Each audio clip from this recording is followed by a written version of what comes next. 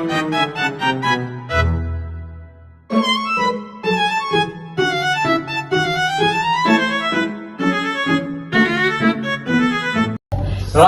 pagi Indonesia. Kembali lagi bersama kami. Di sini kami akan mengadakan acara debat yang paling panas. Nah, kami mengangkat tema globalisasi versus Pancasila. Bertahan atau berubah? Benar Ines, pertanyaan bagus pagi ini. Apakah Indonesia harus tetap teguh dengan Pancasila atau justru berubah mengikuti arus globalisasi?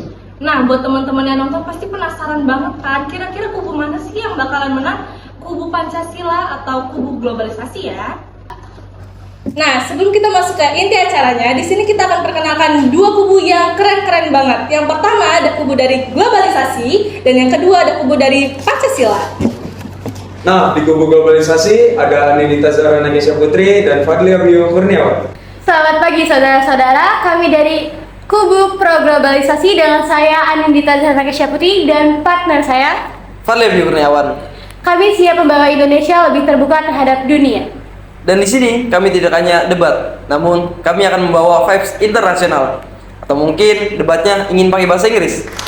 Nah, selanjutnya ada kubu dari Pancasila yang dihadiri oleh Rahayu Winaya dan juga Ayla Nazira Bahyan. Selamat pagi saudara-saudara, kami perwakilan dari kubu Pancasila dan saya Rahayu Winaya. Saya Ayla Nazira Bahyan. Dan kami di sini akan membuktikan bahwa Pancasila adalah fondasi dan bukan sekedar fantasi. Dan pagi ini saya tidak akan mundur satu jengkal pun. Pancasila harga mati.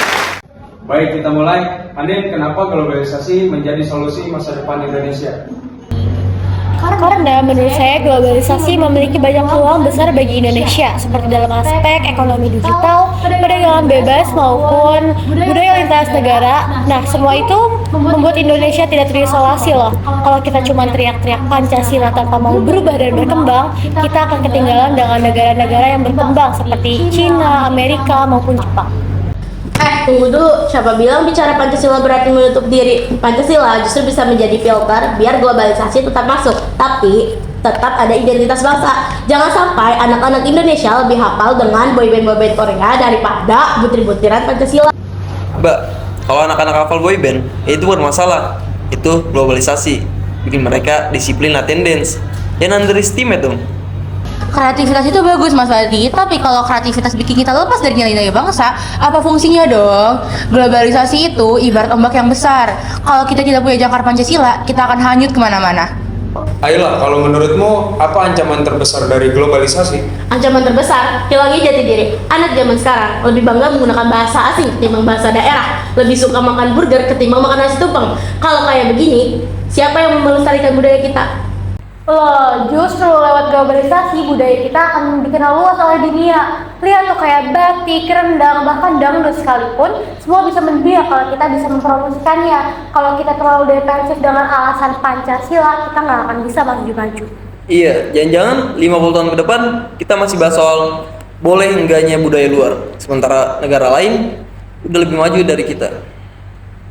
Bukan begitu maksud saya bukan anti globalisasi, tapi saya nggak mau bangsa ini menjadi budak globalisasi. Betul, globalisasi itu harus disaring, jangan mentah-mentah. Bisa sakit perut kita. Bercanda, lama-lama kita tuh cuma jadi konsumen dan nggak pernah bisa jadi produsen. Wah, studio makin panas nih. Jangan sampai ruangan ini jadi ikut terbakar ya. Baik, di sini saya ada pertanyaan cepat. Menurut kalian, bagaimana perkembangan Indonesia 20 tahun ke depan? Instruksi.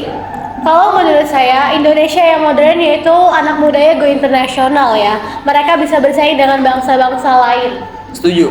Saya bayangin Indonesia seperti Korea, Jepang, Amerika yang punya produk budaya terkenal di seluruh dunia. Jangan salah, kalau semua ikut-ikutan, kapan kita jadi diri sendiri? Bayangin, Indonesia 20 tahun ke depan masih tetap teguh dengan Pancasila dan juga bisa beradaptasi dengan globalisasi. Kalau menurut saya 20 tahun ke depan saya sih ngebayanginnya ya Indonesia itu seperti pohon yang sangat besar, Pancasila sebagai akarnya dan batang-batangnya menjulang ke seluruh dunia. Kita tuh tetap tumbuh, tapi tidak tercampur dari akar sendiri. Pertanyaan terakhir dari saya. Kalau kalian suruh memilih mana yang lebih penting, Pancasila murni atau globalisasi penuh? Bagi saya jelas globalisasi penuh. Tanpa itu kita akan ketinggalan zaman. Saya pilih globalisasi. Namun dengan sedikit bumbu lokal agar tidak hambar. Kalau saya sudah jelas Pancasila murni. Tanpa Pancasila, kita akan kehilangan jati diri. Menurut saya, Pancasila itu tetap yang utama, karena globalisasi itu hanya alat dan bukan tujuan. Wah, kayaknya setiap dari kubu ini jawabannya makin panas ya. Tapi sayang banget waktu kita sudah habis. Kesimpulan yang jelas, globalisasi membuka peluang, tapi Pancasila akan menjadi landasan negara kita agar bangsa kita tidak terpecah belah. Nah, pemirsa, bukan soal memilih salah satu, tapi bagaimana cara kita untuk mempertahankan keduanya. Karena Indonesia harus tetap maju dan juga berdiri teguh. 2, 3. Terima kasih. Tangannya gimana aja? Oke. Begini.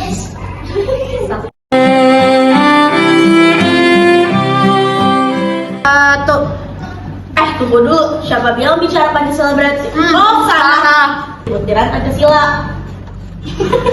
Rachel, Hebatnya bahasa Inggris. Ayo.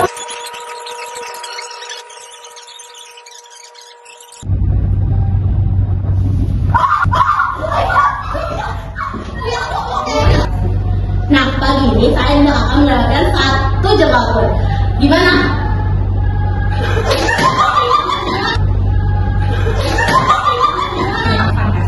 Nah, untuk pagi ini saya tidak akan mendapatkan satu jengkal pun. Stop.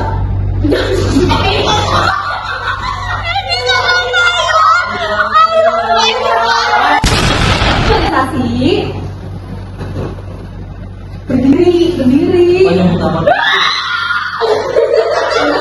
Kami dari satu Saya Fadil Kurniawan. sahabat. Sayang banget waktu kita sudah habis. Kesimpulan yang jelas, globalisasi